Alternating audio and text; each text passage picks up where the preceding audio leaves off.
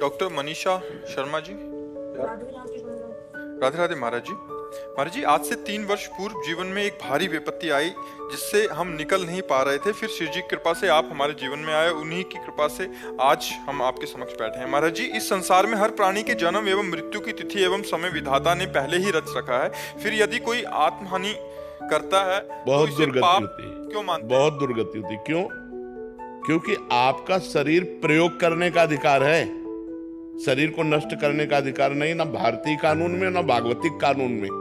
आपको शरीर मिला है, ये सरकारी गाड़ी है, तुम्हारी नहीं है।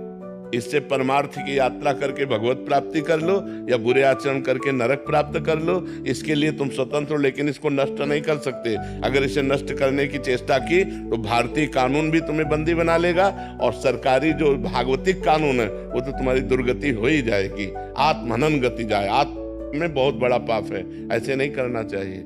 ये शरीर मिला है, दुख सुख भोग करके भगवान की प्राप्ति करो, नाम जप करो, जो प्रारब्धानुसार शुभ अशुभ कर्मों का फल आवे उसे भगवान का कृपा प्रसाद मान के भोग लो और जीवन को भगवान की इच्छा से पूर्ण करो।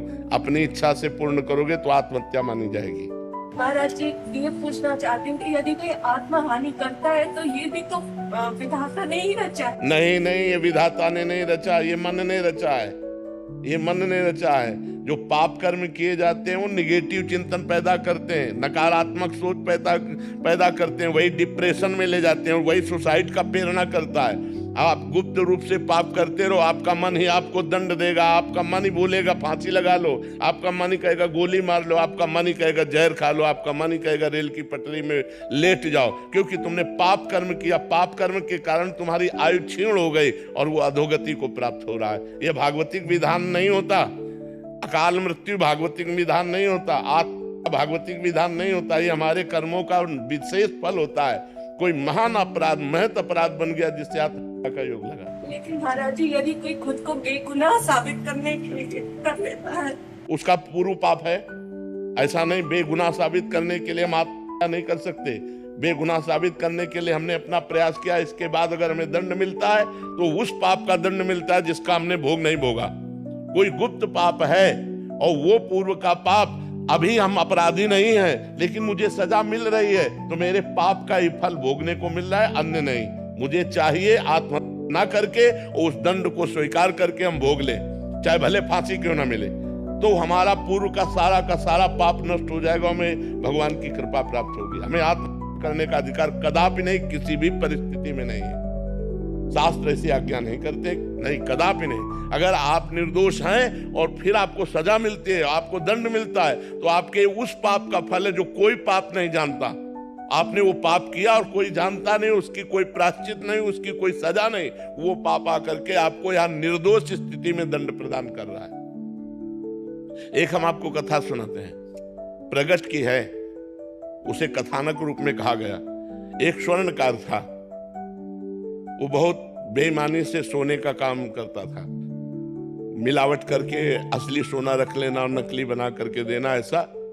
और 2 राजकीय कर्मचारी आते थे उसके यहाँ, पुलिस वाले, वहीं रात्रि में सोते खाते पीते, गश्त लगाने वाले जो होते हैं। धीरे धीरे मित्रता हुई और धीरे धीरे सारी पोल हो जान गए स्वर्णकार की, और सब पता चलने लगा कि इतनी संपत्ति इसके पास है। अब उन दोनों ने एक दिन प्लान किया कि स्वर्णकार को मार देते हैं, और सब जेवर और सब बॉक्स में बंद करके निकले। तो सामने वाला लघुशंका करने के लिए निकला, सामने में मकान वाला, उसने देखा तो चोर जो होता है वो सशंकित नेत्र वाला होता है, तो पुलिस वाले सशंकित नेत्र, तो उनका तुम कुछ गड़बड़ करके आ रहे हो, रात्रि में निकल रहे हो।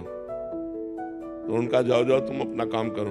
तो वो बोले नहीं, हम हल्ला मचा देंगे। तो उनका सुनो, कुछ साझेदार बन जाओ, हम तुम्हें दे देंगे लेकिन तुम चुप रहो। बोले हम बेईमान आदमी नहीं है, हम ईमानदार आदमी हैं।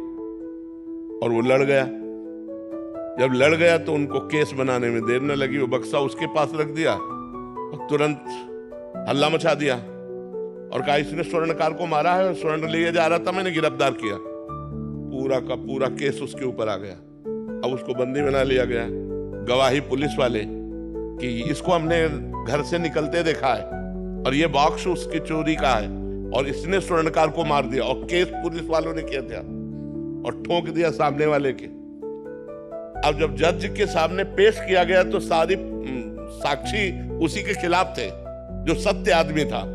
तो उसने रो के कहा जज से कि आप जो सजा देंगे वो तो भोगना ही पड़ेगा, क्योंकि साक्ष्य हमारे खिलाफ है। लेकिन मैं हृदय से कहता हूं मैंने पाप नहीं किया, ना मैंने उसे मारा है, ना मैंने चोरी की है। मैंने ऐसा ऐसा बोला तो मुझे फंसा दिया गया। तो जज के अंदर भगवान बैठे हैं। उन्होंने कहा कि ठीक है, हम इसे और खींचते, तारीखें और दी।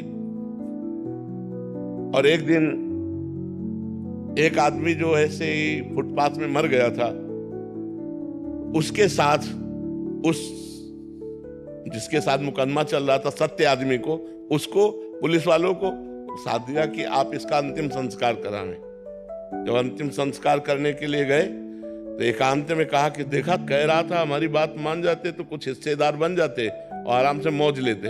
हमारी बात नहीं मानी ना, फंस गया ना, अब फांसी होगी तेरे को।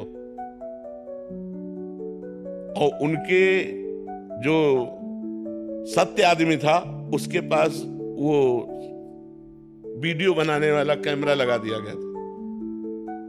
जज ने सफाई के लिए जब वो गया, पूरा वीडियो सहित पेश किया, तो सत्य आदमी तो निर्दोष था ही। तब जज से उसने कहा कि जब मैं निर्दोष हूं, आज आप जान गए, तो मुझे सालों से पैसा खर्चा करना पड़ा, इतना परेशान रहा, इतना मुझे दुख मिला, ऐसा क्यों? क्योंकि मैं निर्दोष हूं। अब तो जान गए हो ना आप। तो जज ने कहा, सत्य बताना, इस जन्म में तुमने कोई ऐसा पाप किया है जिसकी सजा न मिली हो और जिसका प्रायश्चित न किया हो? उसी का दंड आपको यहां निर्दोष होने पर प्राप्त हो रहा है, आप सत्य बताना। तो उसने अपनी घटना बताई। तो वो मृत्यु दंड इधर आकर के उसको फंसाकर इतना दंड दे रहा था। तो ये बात समझ लो कि जो पाप आप लोग भ्रूण हत्या करते हैं, गर्भ हत्या करते हैं, इसका प्रायश्चित करते हैं, और जब इनका परिणाम आता है तो बोले हम निर्दोष थे। जो आप पाप करोगे उसका दंड भोगना पड़ेगा, आज नहीं तो कल, और ऐसी जगह भोगना पड़ेगा जहां आपने पाप नहीं किया। हम मानते हैं 100% आप सत्य हो, लेकिन आपका पूर्व का वो गुप्त पाप आपकी ऐसी तैसी कर देगा। इसलिए डरो, पाप कर्मों से डरो। अगर हमसे कोई पाप कर्म नहीं होंगे तो हमारी कोई समस्या नहीं होगी। अवश्य में भोक्तव्यम कर्तम कर्म शुभाशुभम, शुभ और अशुभ कर्म अवश्य भोगने होते, चाहे कोई भी हो, चाहे संत महात्मा ही क्यों ना हो, बड़े बड़ों को भोगना पड़ता है। इसलिए कोई यहाँ भगवत विधान में छल कपट नहीं चल सकता। आज तुम निर्दोष हो, कसम खा के कह सकते हो, लेकिन कल का पाप तुम्हें आज फंसा रहा है, इसको कैसे बता सकते हो तुम? इसको कैसे जान सकते हो तुम?